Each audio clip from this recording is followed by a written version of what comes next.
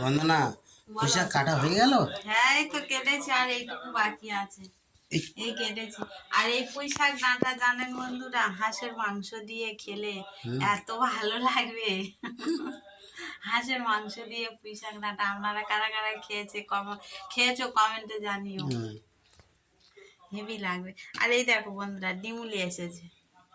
এই ডিমুলি তো এত ভালো লাগে, যখন বড় হবে চচ্চড়ি করে খেলে। ওটা শীতের সময় হেভি লাগে, শীতকালে হেভি লাগে, খুব সুন্দর লাগে। বুঝছেন?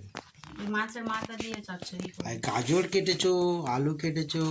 ওইটা হচ্ছে হালকা পাতলা ঝোল হবে, গাজর আলু দিয়ে মাছ দিয়ে।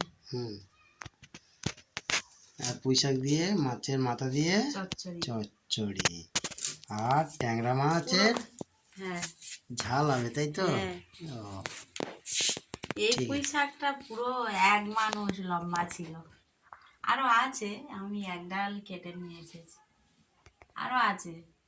ঠিক আছে, তাহলে বন্ধুরা যারা যারা কমেন্ট করবে তুমি তাদের খাওয়াবে তো? হ্যাঁ অবশ্যই।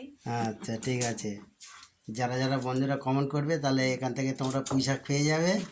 আর হাঁসের মাংসের কথা বলেছে, হাঁসটা কিন্তু আপনাদের, আর পুঁই শাকটা আমাদের। পুঁই শাক আমাদের, পুঁই শাক ফ্রি।